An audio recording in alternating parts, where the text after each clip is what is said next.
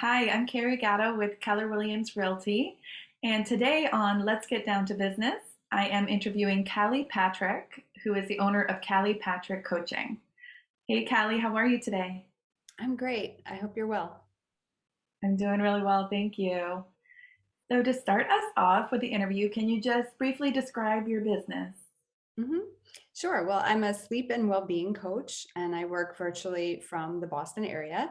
I combine health and wellness coaching with therapeutic applications of yoga and meditation.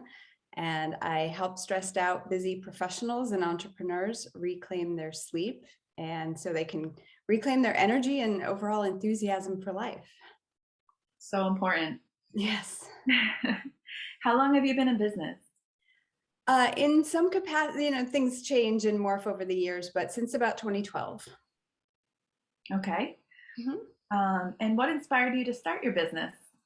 Well, my former career was in high tech, and after about 2 decades of dealing with insomnia myself, I ran into a lot of workplace and personal stress, burned out in 2010. And my healing process was kind of atypical and not what I'd expected or tried before.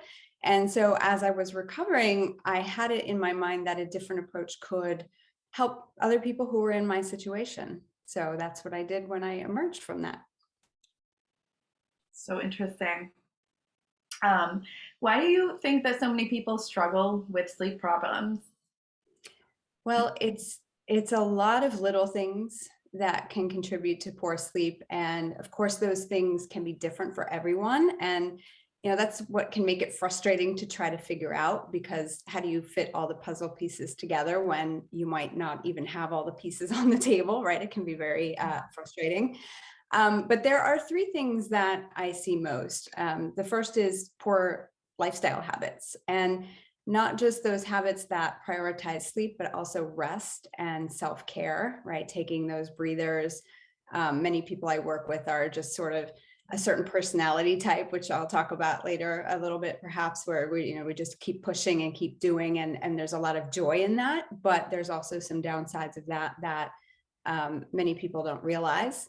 Of course, chronic stress is a big one, and that was pre-pandemic, but now the past 2 years that has increased quite a bit, and this usually the stress usually results in something that we call a hyper aroused or overstimulated nervous system.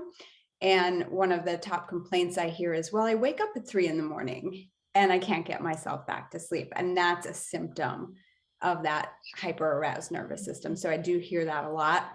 And then I think lastly, it's distraction, right? With sleep aids and quick fixes, right? I think that one of the last statistics I've seen is that the sleep aids market is $30 billion right now. And that's just, I mean, it's great that we have a focus on our sleep and we all want that quick fix, but the bad news is that getting distracted by those things, substances, or even products, the blankets, the pillows, all the things that people try to do, is there's still a repeated failure to sleep well, right? Even after all those investments and all those attempts. And so that can make the problem even worse and create something we call sleep anxiety, right? And so people try harder to do something that really requires a surrender. It requires a letting go, and trying harder usually creates more problems than it solves. So Yeah, that's a really good point. Um, how does good quality sleep or the lack thereof affect other aspects of our lives? oh gosh, well, so many things, both short and long term. I think every day it seems a new study comes out that links a medical health issue to a lack of sleep or to poor sleep, right? Anything from heart disease, they're linking Alzheimer's and cognitive issues to lack of sleep in midlife. Um, and for many of these conditions, we're not only 50% more likely to develop them, but also 50% more likely to die of them. So, it's a real medical concern. From a more short-term perspective, I think we can look at something like the immune system, which we've all cared a lot about in past years. A single night of short sleep, which is about 4 to 6 hours, reduces your immune capacity by 70%, right? Which is huge. Yeah. And the other study that I reference a lot, which I think is really fascinating, is that we would never drive while intoxicated, right? With alcohol. We know that that's wrong. There's legal limits for that. But sleep deprivation mimics being under the influence. So if you're driving while tired, you might as well have had, some number of drinks, which is really scary. And it's an issue from a safety perspective, obviously, if you're driving yourself or your loved ones to different appointments and things like that. So certainly the health and the safety aspect. But of course, from a day-to-day perspective, I specialized in sleep because I saw it as the foundation of all the other health goals that we might have, right? People want to move more and exercise more or lose weight. And it's really hard to do that if you don't have the energy and the motivation to get going. Yeah. And it's harder to make healthy food choices when you just don't have the brain capacity to be making choices because you're so tired. So it's really from a day-to-day perspective. If there are other goals, of course, there are mood issues that come in how we deal with stress, anxiety, and depression that are all connected to how we sleep. So, my goal is to help people to move from the surviving the day to sort of feeling a little bit better, and then hopefully beyond that to thriving. So that's my goal in helping someone. That's amazing. Yeah, I mean, sleep is when our bodies renew themselves and heal themselves in a way, right? So it is a foundation of everything else in our lives. Yeah, definitely. And I know when I looked at your website, you talk about sleep training, which I've only heard of in relation to babies. But Yes. what does your program look like? Your training program? Yeah, I actually I don't call it much of a training program, although it is a retraining of Mhm. our system to sleep in a way that is easy, right? A lot of people who come to me work so hard to sleep and they want to sleep naturally. And those two things are in conflict, right? So it's not that we can't sleep well without doing a lot of things. We have to pick the right things and allow sleep to come easily, right? So it's a retraining of the nervous system also, right? When I talked about that hyper arousal and that overstimulation, which again, many people suffer from. But the coaching program itself is a 12-week program. It's a one-on-one through Zoom, just like this. And I've been doing it through Zoom since, oh gosh, 2017 exclusively. So it's all online. And during that time, we explore sleep from the physical, mental, emotional, and energetic perspectives, which is a very holistic way of looking at things. And the goal is to really discover those various root causes, contributing factors, and put that puzzle together for a person so that they could make a small tweak, perhaps, to their lifestyle or to how they relate to someone else in terms of a boundary. And have that unlock everything else so that, again, sleep becomes this thing that happens and it's easy and it's not so much force and so much work. So the 12 weeks, there's really a good amount of time to start going through that process, to start figuring out and exploring what are the particular components for each person. And then how do we start to resolve those? So it's more success with less effort. Is always my goal. And the process is something that I just, I created based on obviously training in health and wellness coaching, yoga therapy, and also, I worked in corporate management and change management for 20 years. So it's interesting because I pull in some things like that. And a lot of my clients do work in either corporate environments or they have, and they're entrepreneurs now and they're managing their own schedule. But as we know, as entrepreneurs, sometimes that can make things even more busy. We lack the structure. And so it can be harder to figure out what is the right balance. I don't know what you're talking about, Callie. No, I'm just kidding. I can relate. Most When people can. Yeah. when should someone reach out to you? What does it typically look like when someone contacts you?